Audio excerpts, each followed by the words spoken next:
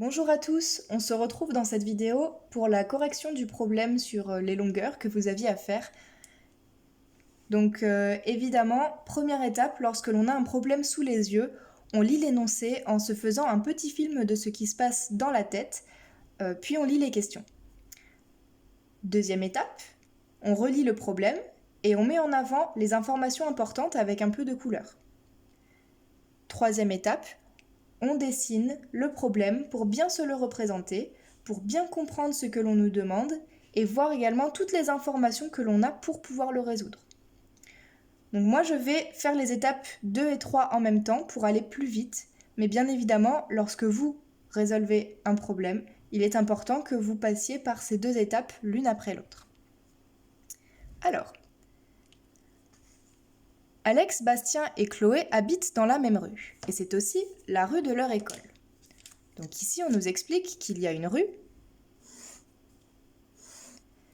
et que dans cette rue, il y a une école et 3 maisons.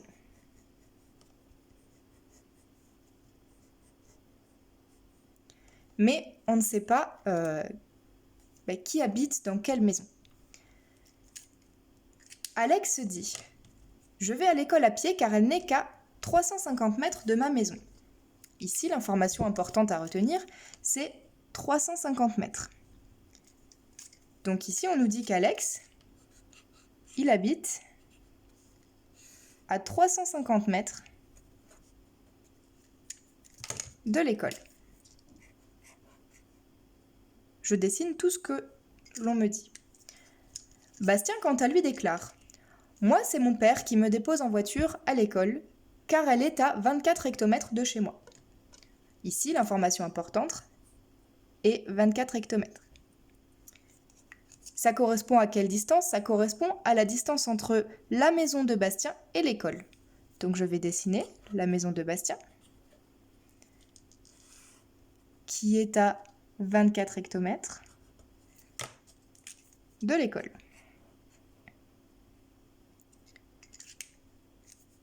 Enfin, Chloé ajoute « Ma sœur et moi venons à vélo. Il n'y a que 132 décamètres entre l'école et notre maison. » L'information importante ici, elle est là, 132 décamètres, qui correspond à la distance entre la maison de Chloé et l'école. Donc je vais dessiner la maison de Chloé, qui est à 132 décamètres de l'école. Voilà, donc déjà là, j'ai dessiné toutes les informations que je savais, que je connais grâce à l'énoncé. Donc je peux me rendre compte que finalement je connais à chaque fois les distances entre chaque maison et l'école, mais je ne connais pas les distances entre les maisons, des maisons entre elles.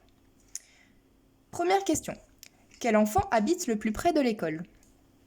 Donc ici, pour pouvoir savoir finalement quel élève habite ici, le plus près de l'école, eh bien, je vais devoir comparer ces 3 longueurs.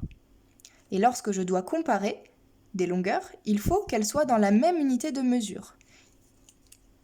Ici, il y a des mètres, hop, j'ai pas écrit hectomètre, et des hectomètres et des décamètres. Donc je ne peux pas les comparer correctement, c'est trop difficile de faire ça de tête.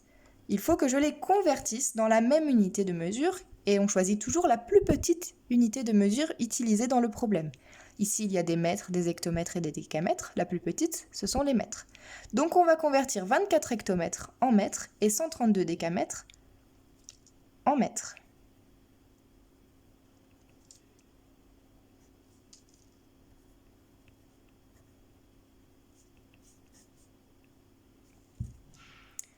Donc pour pouvoir faire ça, je prends mon tableau de conversion. Je vais placer déjà 24 hectomètres dans le tableau. Donc je regarde le chiffre des unités, qui est 4. Je le place dans la case de l'unité de mesure, hectomètre. Et je décale vers la gauche les chiffres qui restent, pour pouvoir lire 24. Maintenant, je veux le convertir en mètres, donc je regarde la colonne des mètres, et je rajoute des zéros jusqu'à cette colonne. Je peux lire 2400 mètres.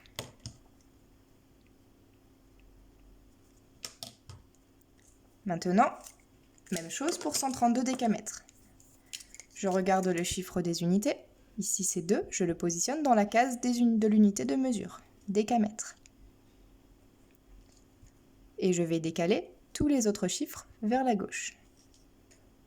Un chiffre par case.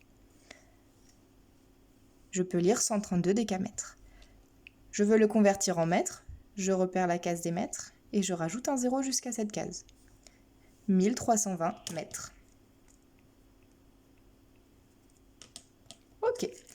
Donc maintenant que j'ai converti ces 3 longueurs, je vais pouvoir les comparer. C'est-à-dire trouver celle qui est la plus petite des longueurs, ce qui voudra dire que ce sera la longueur, la maison en fait la plus près de l'école. Donc ici on a 350 mètres, 2400 mètres et 1320 mètres. 350 est le plus petit. Donc Alex habite ici.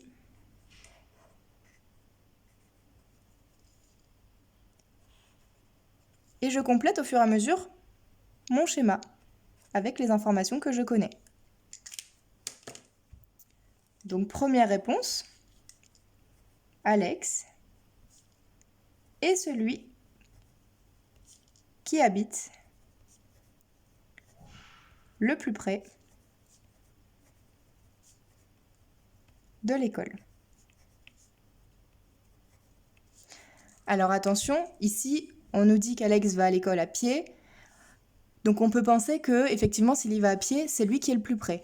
Sauf que on est en mathématiques et qu'en mathématiques, c'est de la science. Il faut prouver. Donc ça ne suffit pas de dire qu'Alex habite le plus près de l'école parce qu'il y va à pied. Et que Bastien, lui, il y va en voiture, donc ça serait lui qui habiterait le plus loin. C'est une hypothèse, mais il faut pouvoir la vérifier. Alors, deuxième question. Quel enfant habite le plus loin de l'école ? Ici, même chose, je veux savoir qui habite le plus loin. Donc je compare de nouveau mes 3 longueurs. Pour pouvoir comparer, il faut que je regarde les 3 longueurs dans la même unité de mesure. Je les avais déjà converties celles-ci pour la première question, donc je vais pouvoir les réutiliser. 350 mètres, 2400 mètres, 1320 mètres, c'est 2400 mètres qui est la plus grande. Donc, c'est Bastien qui habite le plus loin de l'école. Je peux compléter mon schéma. Je vais utiliser cette mesure-là, hop, pour le compléter. Donc, réponse numéro 2. Bastien est celui qui habite le plus loin de l'école. Donc pour ces 2 questions-là, une simple conversion suffisait pour trouver la réponse. Maintenant, question numéro 3, et c'était la plus difficile. Question numéro 3, quelle distance sépare les maisons de Bastien et de Chloé ? Alors là, finalement, qu'est-ce qu'on peut faire ? On peut rajouter sur notre schéma ici la maison de Chloé, parce que, évidemment, il n'en reste qu'une, donc je sais que Chloé habite ici, et donc je peux même rajouter la distance que je connais. Je vais rajouter celle en mètres pour avoir que des distances en mètres, 1320 mètres. Voilà. Donc maintenant que j'ai toutes mes informations qui sont réunies, il faut que je trouve déjà ce que je cherche.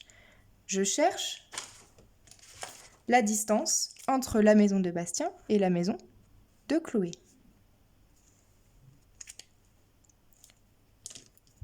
Ici,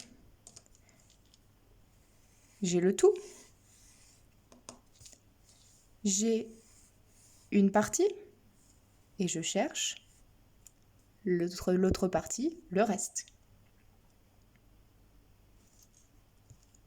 Donc, je connais le tout, une partie, je cherche l'autre partie. Ça veut dire que si j'enlève cette distance-là à la distance totale, je peux retrouver cette distance-là.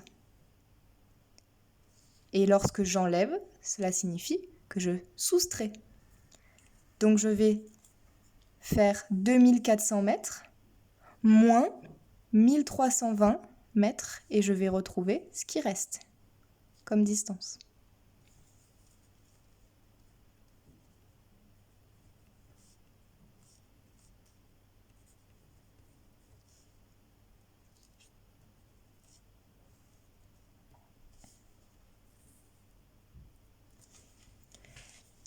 Ici, je n'ai plus qu'à résoudre cette opération. 0 moins 0, 0. 0 moins 2, ce n'est pas possible. Donc je casse une centaine. Je retrouve 3 centaines. La centaine que j'ai cassée, je la retrouve ici en 10 dizaines. 10 moins 2, c'est égal à 8. 3 moins 3, 0. 2 moins 1, 1. 1080 mètres. Ici, il y a 1080 mètres. Je peux vérifier mon résultat en additionnant cette distance-là que je viens de trouver et 1320 mètres. Si j'additionne les deux, je dois retomber sur 2400 mètres.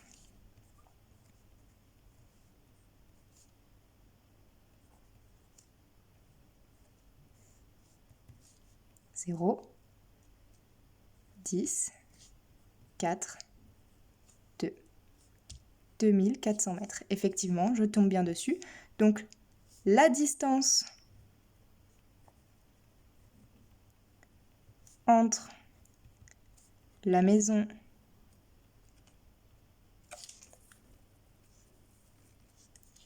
de Bastien et celle de Chloé est de 1080 mètres. On n'oublie pas l'unité de mesure. Voilà. Donc ici, il fallait soit faire une opération, une addition à trous, soit faire une soustraction. Attention, il ne faut pas oublier que lorsqu'on fait un calcul avec des longueurs, que ce soit une addition, une soustraction, une multiplication, une division, il faut toujours utiliser des longueurs qui sont dans la même unité de mesure. C'est pour ça qu'ici, j'ai choisi les mètres et que je n'ai pas repris 24 hectomètres et 132 décamètres.